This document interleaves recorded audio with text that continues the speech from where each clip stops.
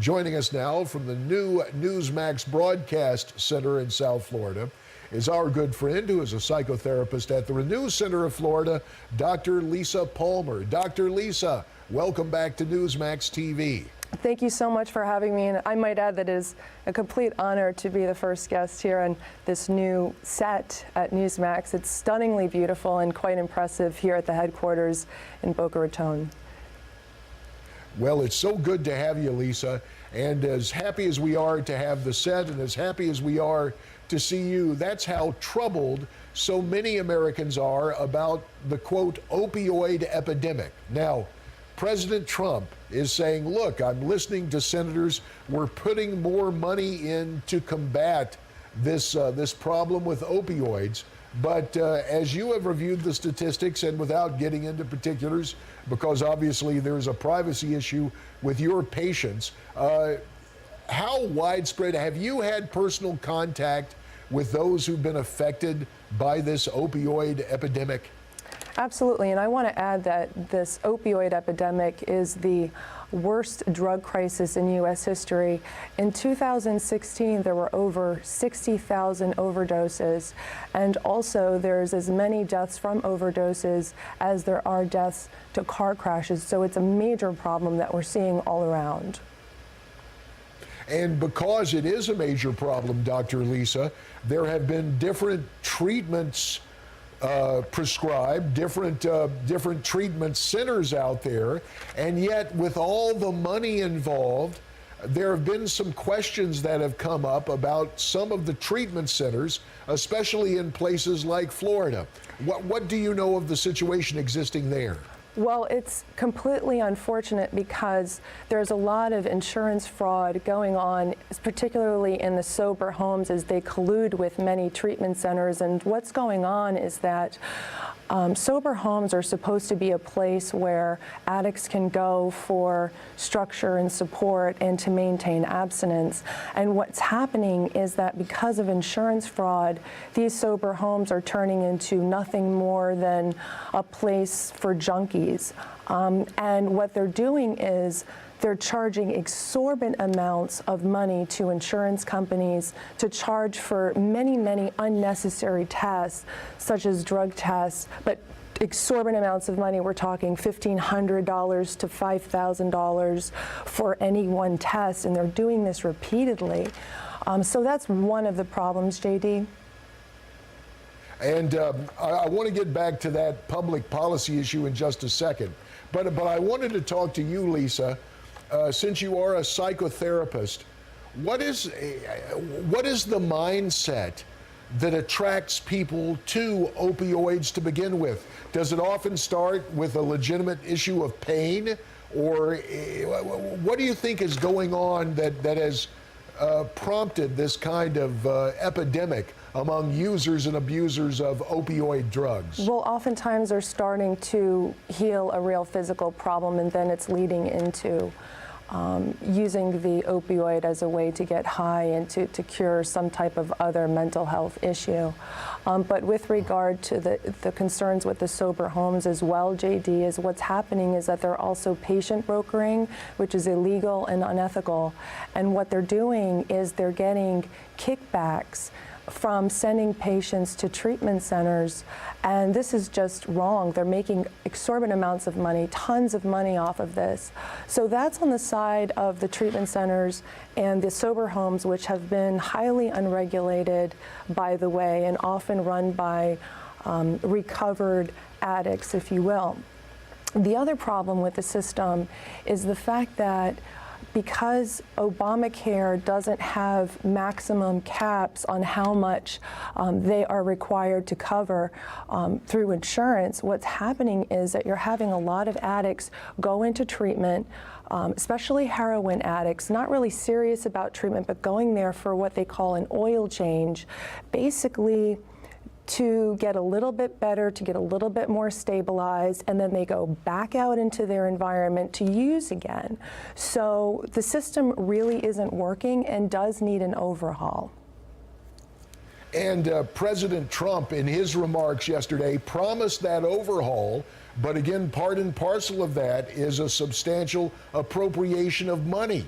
And when there is a concentration of funds, and when you're dealing with insurance, that can lead to the problems you've just outlined. In fact, what was it? Just less than 2 weeks ago, the Justice Department nationally moved to round up some of the fraudsters involved in opioid treatment. And I understand there in Palm Beach County, Florida, the state's attorney has done something similar.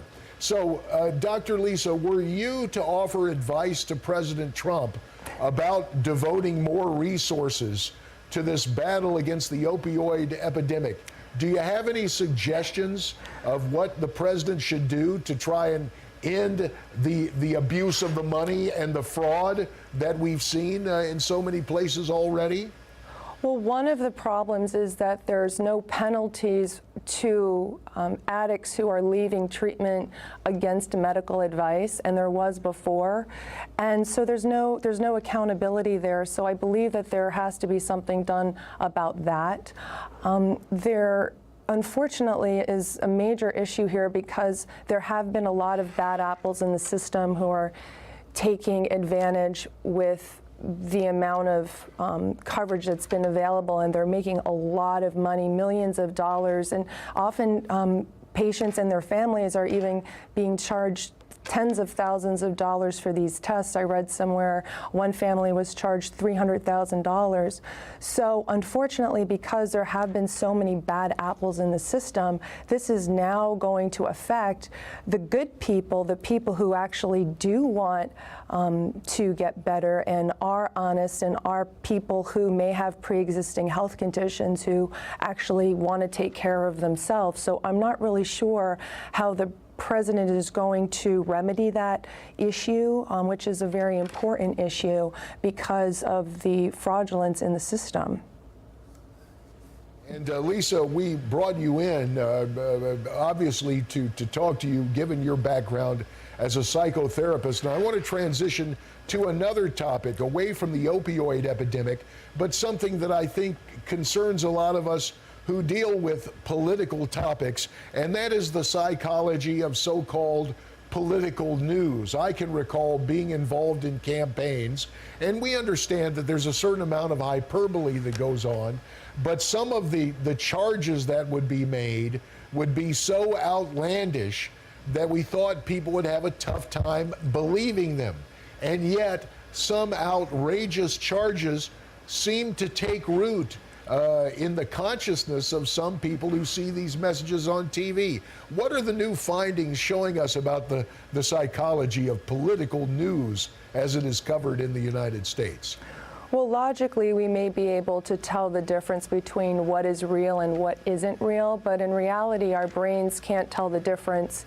So, in other words, when you're watching a movie, you're in that movie and you can experience the emotional impact of that movie as if though it's real. And this is the way our brain is sort of processing that information. So we are constantly victims of our own stories, if you will. And so many of us go around in our daily life believing the stories that we tell ourselves, and our mind is tricking us into believing those stories. And many of those stories may be that we're unsafe, or that we're unworthy, or whatever that story is, and our brain is constantly adding files to our current narrative.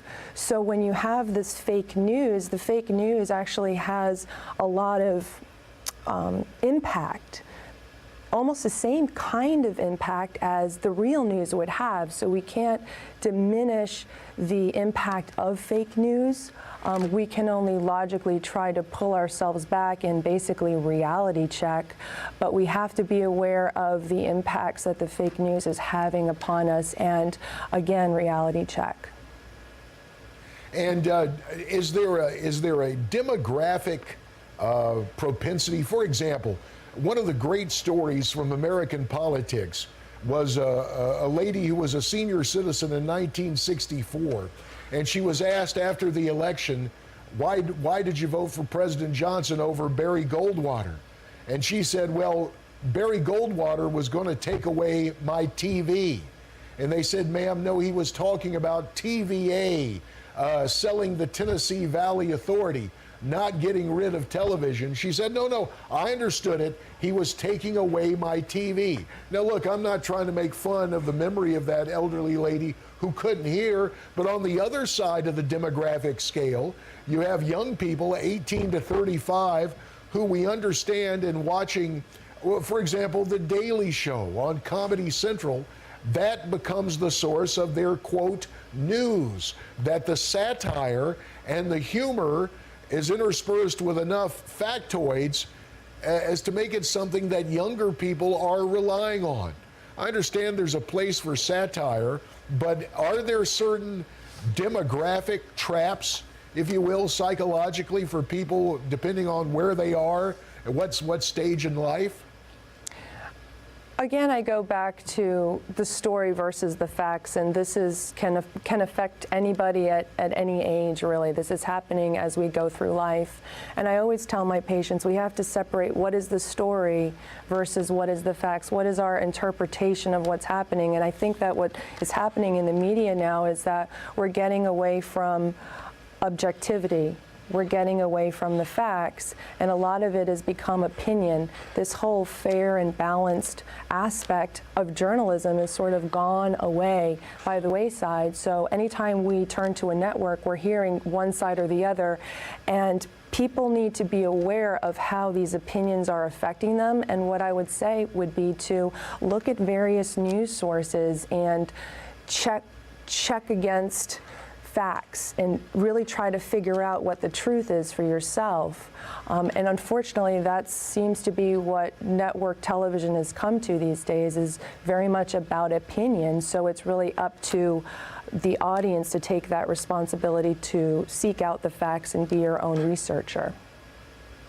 And of course, as a consumer, the notion is with this explosion, this multiplicity of different outlets, people should sample a lot of different ones. Of course, in our narrow self-interest, Dr. Lisa, we would hope they'd keep it primarily on Newsmax TV, but it's important to get a sampling to understand the ideological moorings of different outlets and make your judgments based on that in this day and age of advocacy journalism.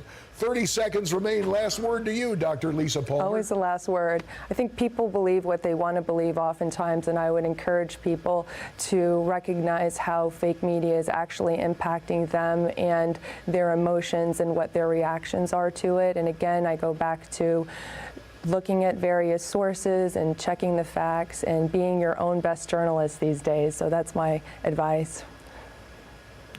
And it's good advice indeed. Dr. Lisa Palmer of the Renew Center of Florida, where she practices psychotherapy. Dr. Palmer, we thank you very much for christening our new broadcast center there It's at wonderful here. our Thank you for Newsmax having headquarters. me. And it's good to have you. Blessings to you, Lisa. We look forward to having you back again real soon. And as I listened to Dr. Lisa talk, I thought about one opponent of mine who said, oh, they said he was going to cut Medicare. He said it on TV. Back with more TV after this.